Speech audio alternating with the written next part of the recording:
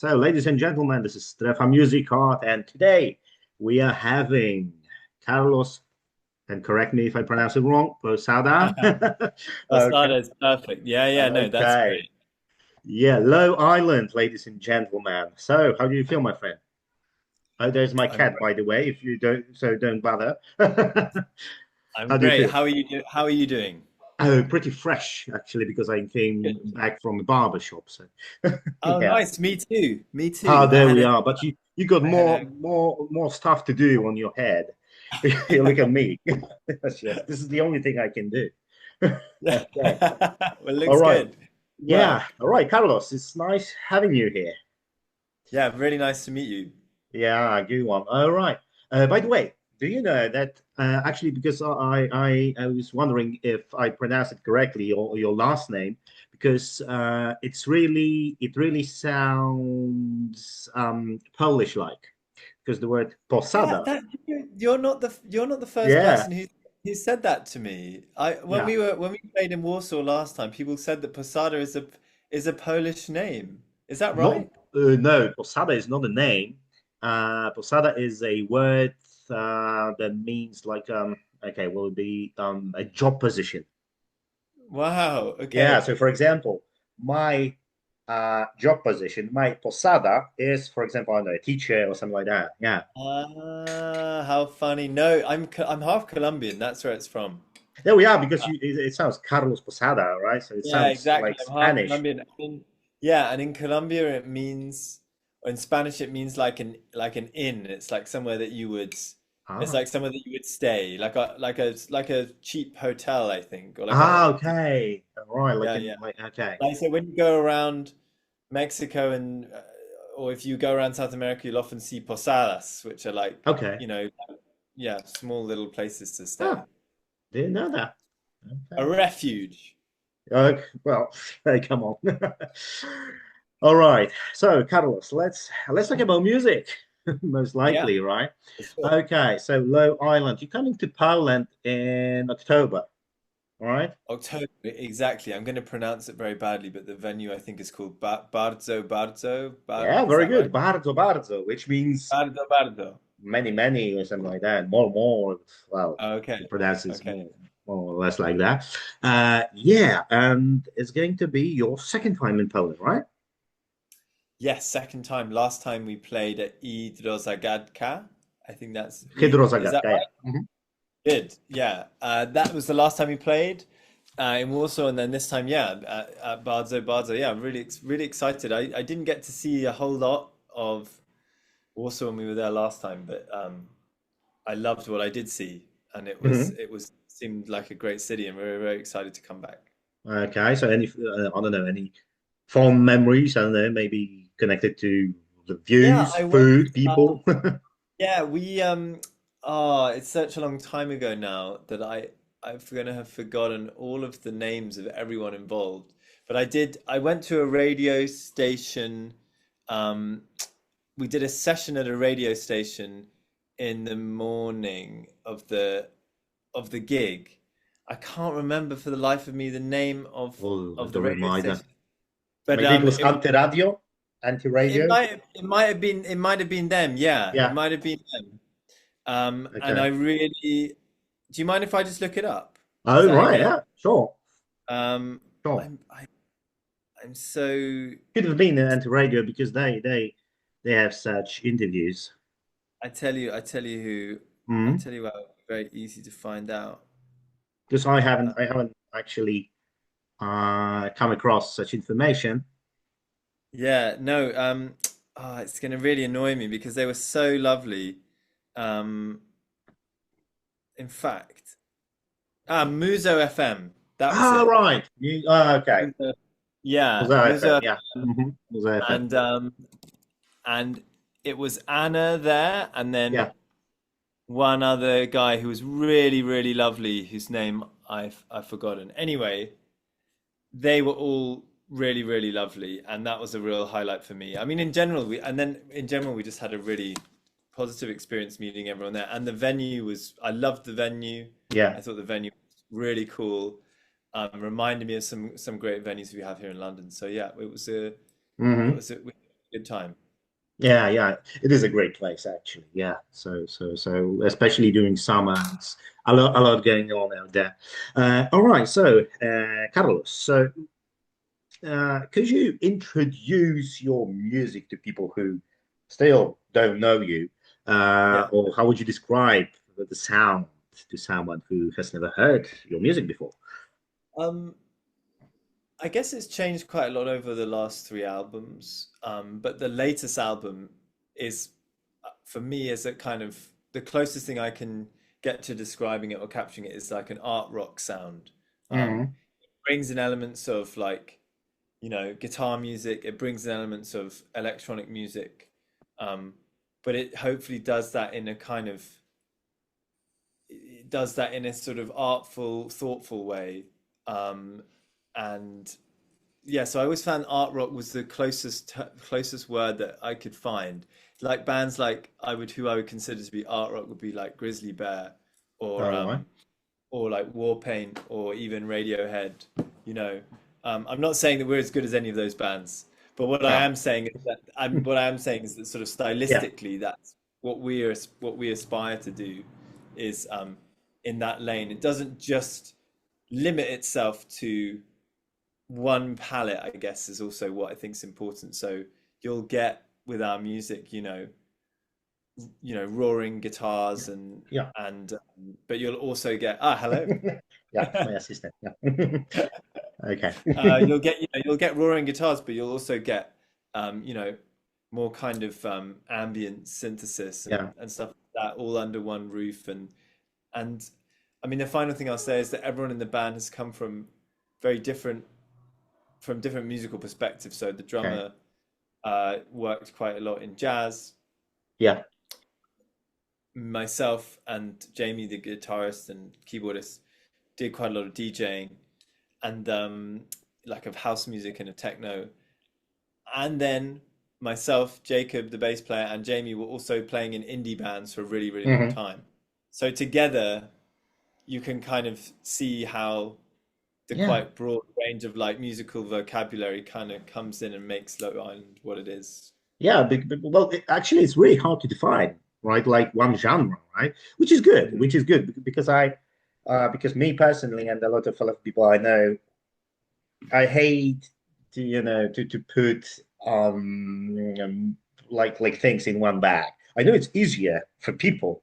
It's easier to live that way, but still, it's good that you combine a lot of styles like electronic, indie, Yeah, jazz, as you said, right, and classical elements, some soft rock elements, definitely. and all that stuff. But I wonder, what is your creative process like? What's the division Mm. of the responsibilities while creating songs? So usually the songs start in this room with me in my Yeah. studio, coming up with like a little sketch, basically. Um, it could be a chord sequence and a melody. It could be like a slightly filled out production, but not much, just like an atmosphere. Mhm. Um, and then what tends to happen is I will then take that. Often first I'll take it to Jamie in the band, who's as I say, the guitarist, keyboardist kind of guy, and then we will develop that idea, and then we'll take it to the whole band and Yeah. workshop it together live. With this album, it was much more like I had a sketch of an idea, and then I would take it to the studio, and we would just jam it for hours and hours and hours and hours, and then it would just start to kind of unfold and take shape. So whatever I kind of started with at the beginning, you know, it would end up somewhere completely different. And so a lot of it was workshop together, live together in the room, rather than like, you know, one part at a time, one step at a Okay. time. All right. Um, So, so there mhm. was a sort of improvisatory quality to it, you know. So one because it's so interesting when you're writing songs together in that way, where it's all done by playing and not done by talking so much, Yeah. because one thing that someone does suggests something else, and then that something else suggests something else, and gradually the Huh. song kind of emerges. No Right. one is telling anyone what to do, you see what I mean? Mm. So it So sounds there's a like the nice best way to collaborative create something. emergence. Sorry, say what you're Yeah, going to say. yeah, Sorry. because what you just said is sounds like the best thing, best way to create music through the music, right? It's Yeah, like, exactly. Yeah, exactly. The music kind of is doing the talking, which yeah, wasn't the case in our previous albums. We was very much more of a like a committee based thing where one uh-huh, person would play a part and we'd all listen, and then another person would play their part and we'd all listen. And we got kind of bored of that. And you realize that when you're a band, the strength of being a band is that you can all play together at the same yeah, time. And okay, also it allows everyone to be less self-conscious because you're not all focusing on one person at a time. And in and when you are less self-conscious, you express yourself more truthfully. And mm, I think as a consequence, we have on this album the most kind of truthful capturing of the four members of the band. You yeah, really hear the different yeah, personalities. And that's what I always loved about these art rock bands, right? Like Foals and Radiohead and Grizzly Bear and Warpaint and Block Party and um, Wild Beasts, you know? mm, I knew I could hear the different voices of the different members. It wasn't just one person's vision, yeah, it was a collective vision with distinct personalities, and that was really important for this album. yeah. You can really hear the how to name it beautifully. The okay, mutual division. This is a Yeah, yeah, yeah. The collaborative quality yeah, of it. Yeah, yeah. So you take like a lot of different parts from each of the member, right? And suddenly, yeah, it works, right? yeah. Yeah, somehow, Because but that's what a band should be in my opinion. You know, it shouldn't yeah, be. I think a lot of the times, a lot of the time, a band can end up being one person pursuing a vision and trying to kind of use everyone in the band as instruments in their own vision. And what it should be, in my opinion, is a collective vision that grows to be something that yes. not one person in the band could have written, but Hmm. rather it can only exist because everyone in the band has written it and it's not what they would have done. And Yeah, that's what makes it exciting, you know? yeah, that's true. That's true. And it actually shows that you guys have not only like technically talented musicians, but also emotionally, in a sense, right? Yeah, I mean, I think being in a band, you can either choose to ignore the kind of emotional conflicts and journey of being in a band, which I think a lot of bands do. Mm, Um, we definitely have tried to embrace it on this album because I think to truly collaborate does absolutely mm, involve letting go of, I mean, for me, for example, you know, it's very easy as the person who has the initial idea and that mm-hmm. initial vision to then say, to want to see that through all the way to the end. And actually, for me, it was very important on this album Mm, to let go of a lot of my ego and create space for everybody else to come in and yeah. do their thing and accept that It's, there are things that someone else in the band can do that's not what I would do. And that's what is good about it rather than what is bad about it. And I think that is, as you say, there's a sort of emotional journey to it. And I think everyone in the band in different ways, you know, each sort of individual in the band has to do that to a greater or lesser extent. Like, have you seen Get Back, the Beatles yeah, documentary? yeah, yeah, Yeah, yeah, yeah, yeah. Sorry, yeah. I think that's it's an amazing way of just seeing how a band dynamic plays out, you know? Exactly, exactly.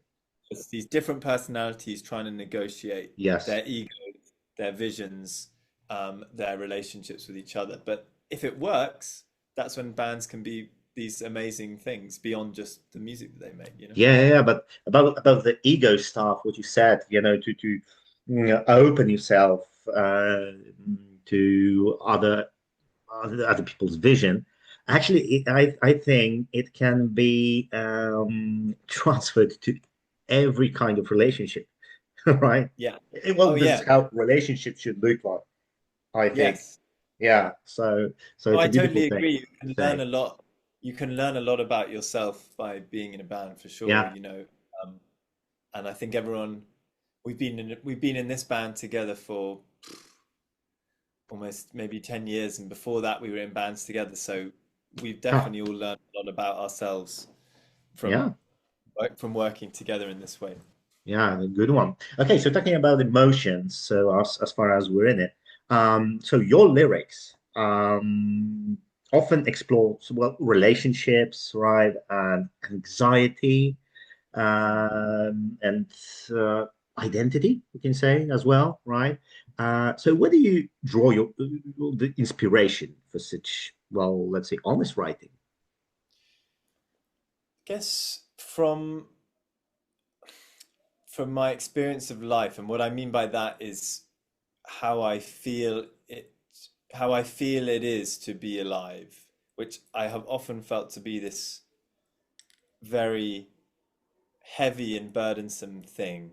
Hmm. Um, I I would loved reading Milan Kundera's The Unbearable Lightness of Being, but for me it's often the opposite. It's the unbearable heaviness of being. That Hmm. being alive can feel very, very heavy, and we try to deal with that kind of burden in all sorts of different Yeah. ways. We create gods, we create artificial intelligence, we become addicted to yoga, I don't know, whatever. And like for me, that's a really powerful place to create from, to think about how you can sort of take that often quite dark feeling of kind of being weighed down by life and turn it into something like a song.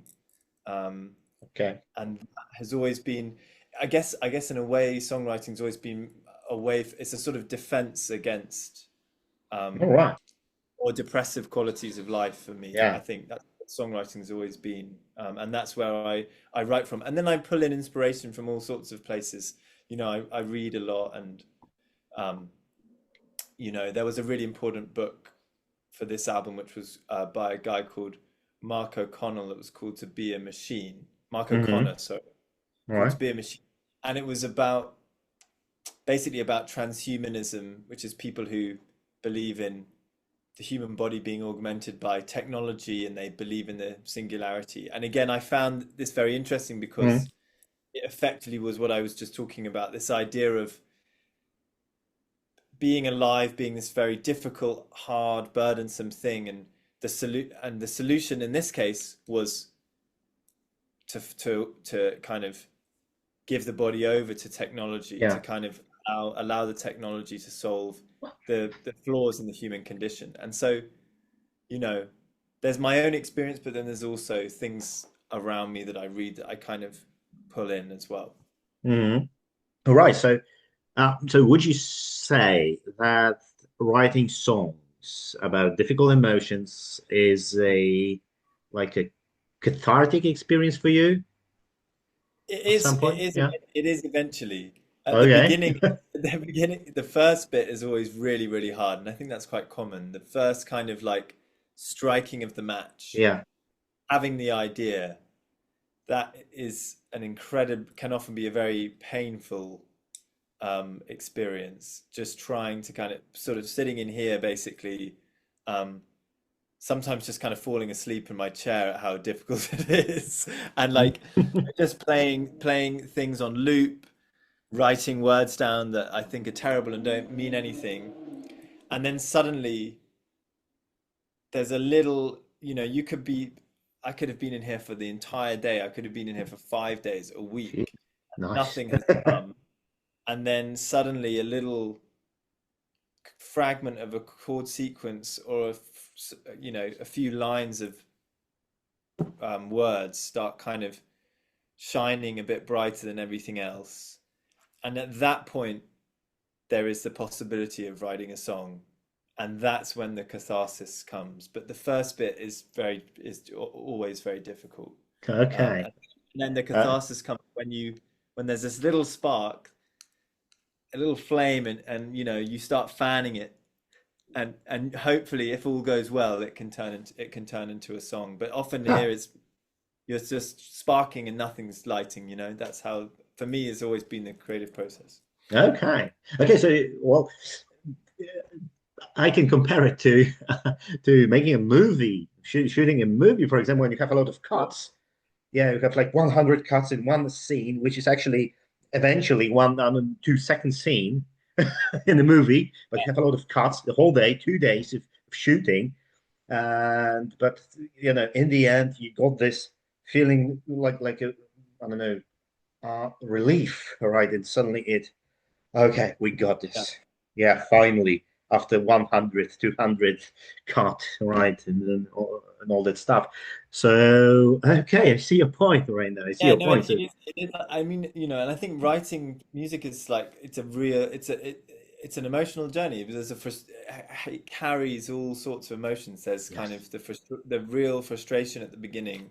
Then there's this moment where the song is coming together, and that's incredibly exciting. You're not really sure why or how it's Mm, happening. And then there's for me and these are it's very different for everybody, I think, but for me and for us, the band, there's this very beautiful period of kind of recording the song, so committing it to a recording, whatever that involves, recording drums, guitars, vocals, mm, layering sounds, whatever.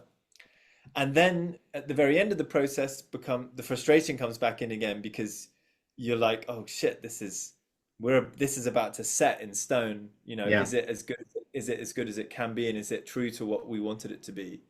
Um, and then there's the kind of final relief, it's over. And then usually that's followed by a disappointment because suddenly it's like there was this huge grand thing and you went on this massive journey and then you're just holding this vinyl in your hand and you're like, oh, it's Okay. just it's just a song, Well, and yeah. But so this is it. Is it over?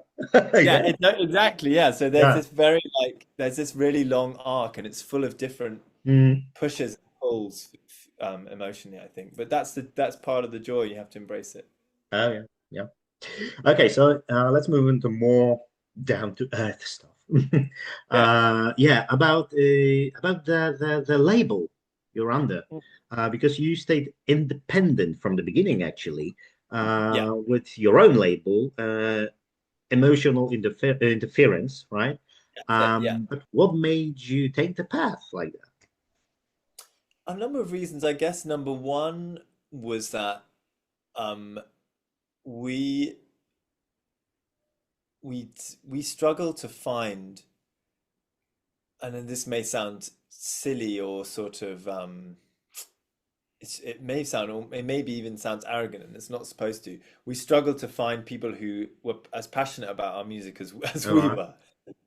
And I see, man. I understand that. when Yeah. you're working with people to promote your music, um, it's especially when you're a small artist like we are, the the reward is not financial. The reward is a spiritual reward, um, and that means that you have to be really passionate about it. And lots of bands find those people who are Mhm. passionate about their music. Yeah. Like, they find a great manager or they find a record label who really believes in them. And we there were people who have supported us along the way, but they didn't have that sort of long-term passion that we had. Um, and the second thing as well is I think that in I do feel as though in like the music industry is changing a lot. Yeah. There's less money around. It's much more based around numbers and streaming metrics and social media metrics. And if even if you do get a record deal and you get a whole load of money, to make that money back is incredibly difficult. Yes. Um, and so you end up in a situation, you end up basically getting stuck. Yeah. Actually, if you want to turn your project into something which could actually be long term, if you can do it, and that's a big if because it involves all sorts of sacrifices, compromises, and privilege as well. If you can do it, then I think you stand a better chance of kind of doing it as a job. Mm. Um, Yeah, you know, that's true, especially in the era of, oh, you mentioned it before, AI and all yeah, that stuff. AI streaming. Streaming, I yeah. mean, the figure that is always just crazy to think about is that a million streams is about £3,000, you know? Yeah. So it's that's just so for to me continues to be just the most extraordinary thing that you can have a song be played a million times and Mm. you're going to get £3,000. That's just not it's just nothing, you know. Yeah. How can you turn that into something, and how, and you know, you have to be streaming at such a huge volume True. to True. make, you know, anyone, and there's four people in a band, and then might Mm. add in a manager, and then you've added in a label, and then there's all these people taking cuts. So I think the independence thing is a as much as it was a necessity, it was also kind of, I guess, a survival instinct, Hmm. um, as Yeah, it's well. a good name for that, for the whole phenomenon of the for the whole situation. Yeah, Yeah, yeah, survival mode. Let it be like yeah, that. yeah. Survival Okay, mode. okay, Carlos. Because in a few minutes, yeah, we finish in a few minutes, but like two more questions. Yeah, yeah, yeah. Okay, If next you, year, because you started in 2016 as a low island, right? good So knowledge. yeah, so next year Yeah. is going to be 10 years. Yeah. Are you planning something special? Wow. You know, I hadn't even thought about that. Huh? I'm gonna have to text the band now and say, guys, did you realize that next year's our 10-year anniversary? How? Uh, When? we need Right. to, yeah, wow, we really need to do something. We need to do something special. Hmm. I mean, we've been doing these shows recently, like in the round, Yeah. where the audience is like surrounding the band and the band's in the Yeah. middle of the room. And those have felt really special. And it will be really fun to find like a unique venue Hmm. to do Hmm. something like that in. Because it's, yeah, it just feels like a very fun, interesting format. It makes the band feel more like an art installation Hmm. than it's like just a straightforward concert. So maybe something, maybe I haven't thought of anything, but off the top of my head, maybe something like that to mark 10 years would be cool. Okay. You still have time. Yeah, I still have Yeah, time to think about it. but okay, yeah, you still got time, but 10 years almost just passed. Yeah, Yeah, suddenly. yeah, Yeah, so yeah, you got time and you not really had yeah. time, right? So yeah, but think Gotta about it. get it, gotta Why not? It's always a good thing and a good occasion to do something special, right? Oh Yeah, yeah, okay, Carlos, because I at the end of every interview, I ask my guests such questions like your tops, your favorites, etc. Okay? yeah, All right. yeah. So let's start with something typical. Your three favorite bands, artists of all time. Three favorite bands and artists of all time. Wow. Okay. Radiohead is number one. It just has to be Radiohead, and it will always be Radiohead as my number one. Um, Number two, I think, is probably uh oh gosh. Okay. Number two. I'm gonna say Neil Young Okay. is my number two. Whenever I think about songwriting and when I was learning the guitar, I was just always listening, Mm. just always listening to Neil Young. And every time I kind of lose faith in music, I listen to Neil Oh. Young and remind Oh, myself okay. That's a that good one. all is well, you know? Yeah. And genuinely, I mean, he produced our last album, so but yeah, it was a dream come true. It's Grizzly Bear, you know. Yeah. Grizzly Bear were just they inspired me so much to be in a Mm. band. So yeah, Yeah, you those work would be with my, Chris Taylor, yeah. yeah, Right? exactly. Mm. Yeah, yeah. So I think off the top of my head, it changes all the time, but maybe those three right now. Okay, right now. Yeah, well, I know it's difficult. That's why I ask those questions Yeah. because it's difficult to choose. Okay, so second one. Your okay, again, three favorite songs for jamming in For free time. jamming. Yep, For jamming, with like with the band or just jamming, like hanging out? up to you. Up to me. Okay, okay. Am I allowed to look at my?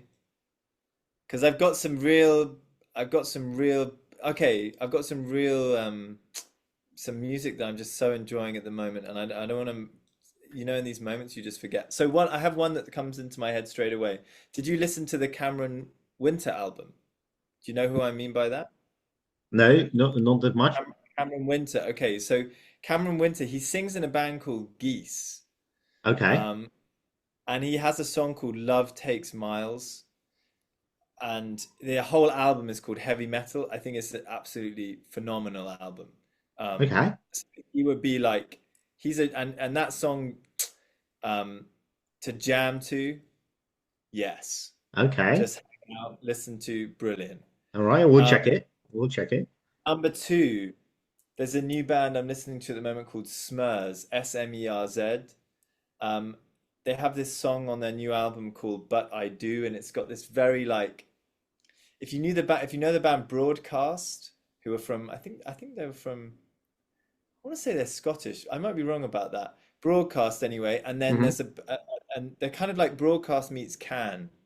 It's this Okay, got this very like sloppy 70s drum groove and synths. Very like, yeah, very great, very very awesome song. And then my track three is "Tell Me I Never Knew That," which is by this band called Caroline, okay. who put out a new album, and it also features the singer Caroline Polachek. So those are my three: "Love Takes Miles," Cameron Winter; "But I Do," Smurz; "Tell Me I Never Knew That" by Caroline. There you go. There we are. Yeah, three. Okay, so two more. Your okay can be one. Your Okay. favorite movie. My favorite movie, Pina, directed by Wim Wenders. Oh, haven't seen this one. Yeah, it's about the choreographer Pina Bausch. Okay. Yeah, Oh, I need to check it as well. it's a really incredible, it's a phenomenal movie about her work and her, and it's shot in such a beautiful way. It's definitely my favorite movie of all time for Okay. now, at least now. Yeah, yeah, yeah. For now, this is actually a really safe thing to say for now Yeah, because in a yeah, week yeah, it yeah, can yeah. be something else. Okay, and the last one. Actually, I need to. Okay, so you said that you're half Colombian Yeah, and you're British as well, yeah. so you need to love football. You're talking to the wrong band member. The bass Ah, player, the bass player is a football fan. But ah, what is the question? I don't think I'll be able to answer it. But okay, favorite football team. my favorite football team. So when I used to be into football, it was Manchester United. But this was Okay. in like the days of Barthez, and the Oh, classic school of the '90s with like Ole Gunnar Solskjaer, yeah, Barthez, Roy Keane, David Beckham. the Neville brothers, Beckham, Scott, Paul Scholes, Yeah. Ryan Giggs. That was when I last was really like obsessed with football, and then but then I found I've got into music, and I couldn't keep them both Okay, I see your going point. at the same Okay.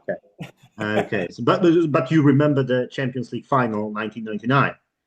That's the Bayern Munich one, right? I'm a Bayern Munich fan. That's No the, way! yeah. So you would have, that was very disappointing for you, right? Oh, You guys were going to win. They were decorating the don't cup. even mention it. Sorry. They were decorating the cup with your colors. Yeah, but still, well, Man U played till the end, right? So Yeah, till the last it second. was an iconic moment for sure. Well, yeah, yeah. I have to admit it. Yeah, I have to yeah, admit yeah. it. Okay, Carlos, it was really nice talking to you. Thanks so And much. well, so any last words to our Polish Any last fans? words? Please come down. If you live in Warsaw, please come down to our gig at Bardzo Bardzo. We would really love to see them. We're going to make it really, really special. And I know that I recognize Strefa music and I know that you guys have been supporting our band for a long time, writing pieces about us and posting about us. So I also just want to say thank you very much for being such loyal supporters of the Low Island project. It means a lot to us. Okay, and thank you as well. And guys, even if you are not from Warsaw, come to Bardzo Bardzo. Yeah. Yeah, to see the show, to listen to great music, to feel the music as well, because there's a lot going on deeply. Thank you very much, Carlos, and have a nice one. See you in Warsaw. Yeah, Yeah. see you more, man. Thanks so much. Take care. Bye Thank bye. you. Dziękuję. Bye. Bye.